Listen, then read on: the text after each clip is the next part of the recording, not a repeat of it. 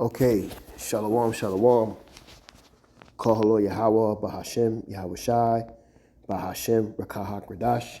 Shalom and salutations and double honors to the elder apostles of Great Millstone, where I continue to learn this 100% true from. Shalom to the elder bishops out of Connecticut, who will also sit down, listen, and learn from as well. Shalom to the elders and the prophets, the teachers and evangelists of Great Millstone, who will also continue to learn this 100% truth from. And last but not least, shalom to the speckled bird, confused face, the Akim and Aqua, the Akim on the highways and byways, and last but not least, the elect. And with that, I got this Bishop Larry Gaiters.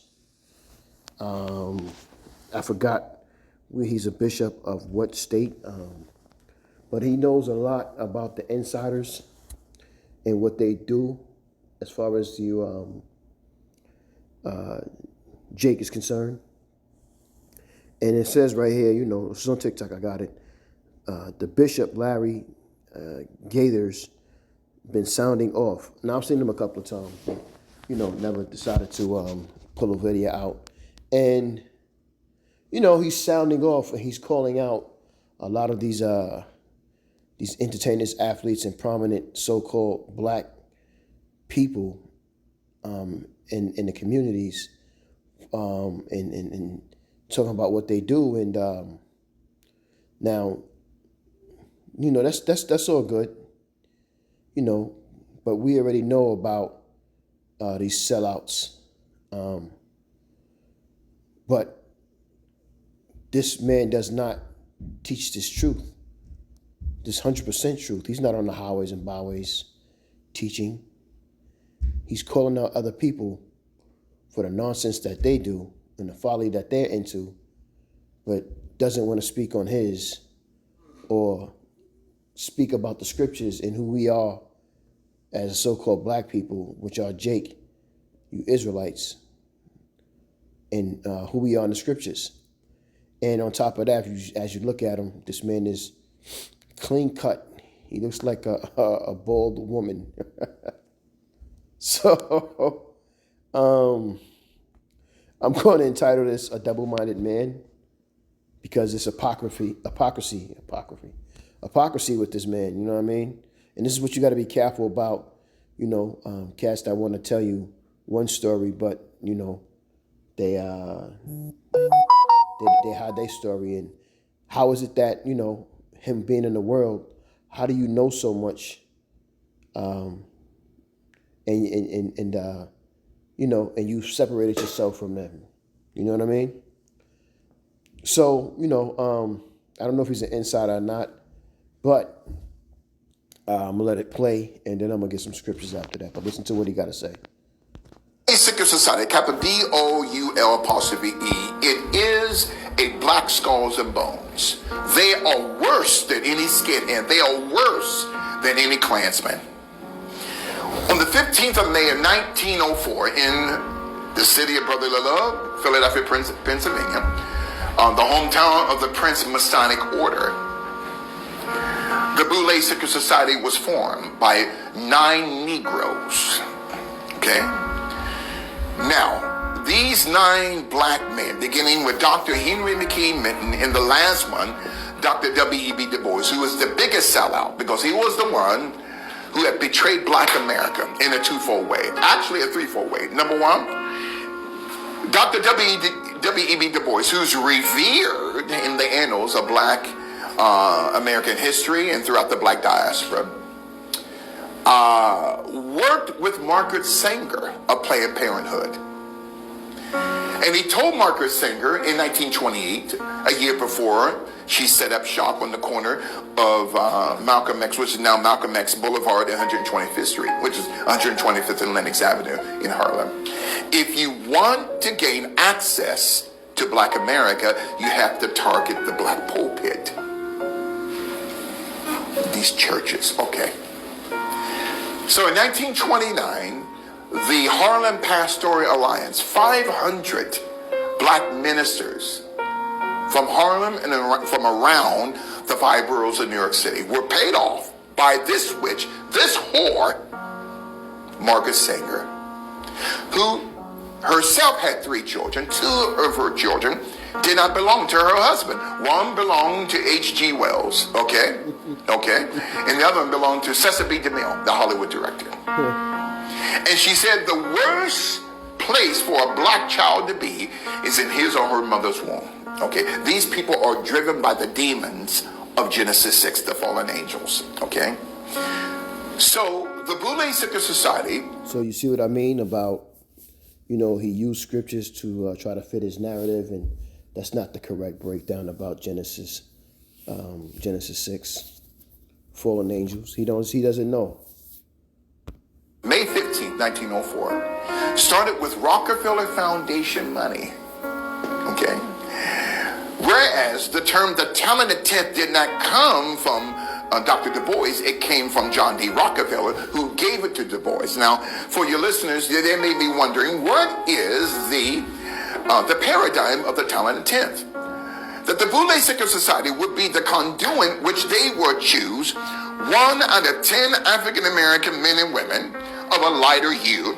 It's the Boule Secret Society. All right, so boom, you know what I mean? I just wanted to kind of show you how, as the title says, he's sounding off. But, you're not teaching our people the correct way either. You're teaching them the wrong information. About these scriptures. Now, he seemed like he may be the proud type to have to learn again, because if he did, then he would, ultimately have some kind of hair on his face. Now, with the head, I can understand. I deal with I don't have enough hair on my head either. So, but hair on my face, there's something that can be done about that, and I do. And this is something that he could possibly avoid too. You know what I mean? I highly doubt, and I could be wrong, that, this man doesn't, he can't grow a beard, or he has no hair for his face. So, but with that, let's just get a couple scriptures, man. I'm going to let it be that. I'm going to start off with Sirach.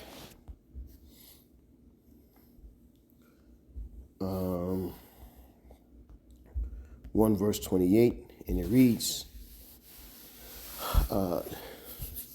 distrust not the fear of the Lord, when thou art poor, and come not unto him with a double heart. Be not a hypocrite in the sight of men, and take good heed what thou speakest. And this man is not doing that. He's sounding off, or calling, or talking about these Boule and the history of it. And you belong to certain sects as well, as far as in the so-called black community, or however you want to call it. And you use the title as bishop, not truly understanding how to carry yourself as a true bishop or a man of the Lord, of Yahweh and Yahushua. So, you want to call these men out who are of the world, Jake, and you are also of the world. You know what I mean? So, this is the double-minded hypocrisy of Jake, man. It's a stiff-necked, foolish attitude that many of our people have, where they think they don't do nothing wrong, and they just think that, I'm going to speak about this and that, and I'm going to be quiet about that or this. You know what I mean? Jake is horrible with it, man, and this is why Yahweh got to come and destroy this place and put this place back in order like it's supposed to be under his guidance, because this place is no more good. It has become the habitations of devil, roughly paraphrasing, and it must be destroyed. This is Sirach, Ecclesiasticus 2:12, and it reads, woe be to the fearful hearts and faint hands, and the sinner that goeth 2 ways. Woe unto him that is faint-hearted, for he believeth not, therefore shall he not be defended. And this is what's going to happen to men like the dude we were just listening to, because Yahweh Shai ain't playing with nobody, man. Yahweh Shai ain't playing with nobody, and you want to claim to defend, or like you care for your people, and you're not teaching them the right way. You're not on the highways and byways. You know what I mean? You don't feed the sheep. You're not doing the work. You probably speaking about these people because you couldn't be one. You wanted to be involved. And they said no. So you did your history and study and said, you know what? If I can't be down with you, I'm telling. That's double-minded too. That's that sucker-ish, you know? James 1:8. And it reads, a double-minded man is unstable in his ways. Let the brother of a low degree rejoice in that he is exalted, but the rich in that he is made low, because as the flower of the grass he shall pass away. And this is what people like this man who are Jake, you are considered 2/3 for real. Whether you want to accept it or not. You want to talk about the people, but you know what I mean? Like you're not saved. You're not sovereign. Yahweh Shai gonna be dealing with you too. Every man is gonna go through the temptation, and he seemed like the type to. And I'm just speculating. I'm not. You know what I mean? I don't know him personally, anything like that, and I don't hate the man either. I'm just calling it for what it is. Like, you know, some people find it hard to see behind these types of things, but you know, we can see behind these things that. We see that, you know what I mean, you lying. You lying. And you want to be down with them too. But again, I just think that they just said that you can't. And then you said, okay, well, if I can't be a part, then I'm going to tell. I'm telling. There's a lot of people out there like that. Luke 16:13. And it reads, no servant can serve. This is Yahweh Shah speaking. Listen up, listen good. No servant can serve two masters.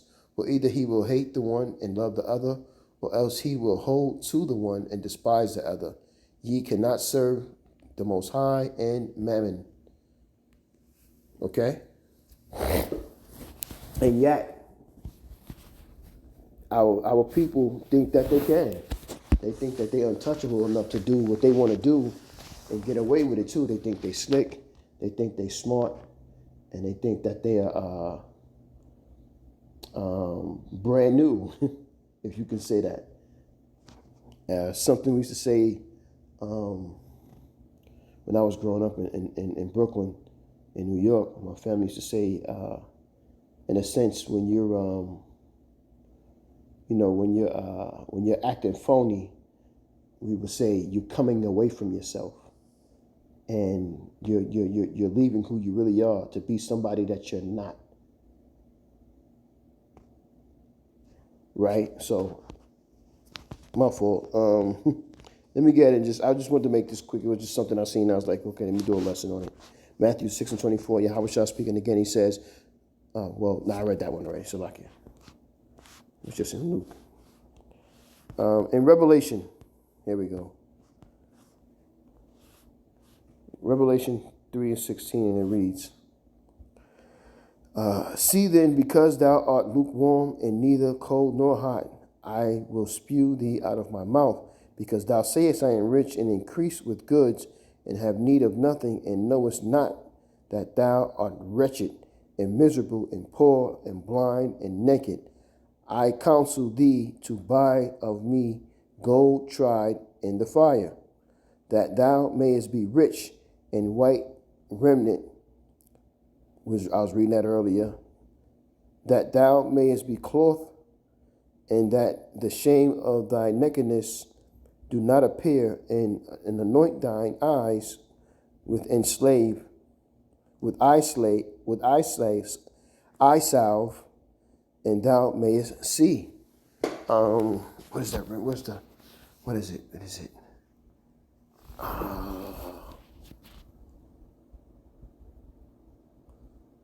Yeah. Here we go. Let me get that precept real quick. Revelation 7:9, and it reads, after this I beheld, and lo, a great multitude with no man could number, of all nations and kindreds and people and tongues, stood before the throne and before the Lamb, clothed with white robes and psalms in their hands.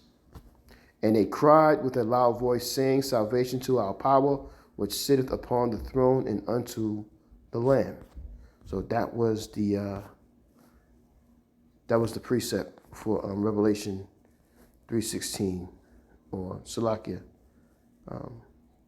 3:17. And I read it one more time. No, so I mean it's 3:17, 3:18. Salakia. I read it one more time. Revelation 3:18. I counsel thee to buy of me gold tried in the fire, that thou mayest be rich in white remnant. Okay?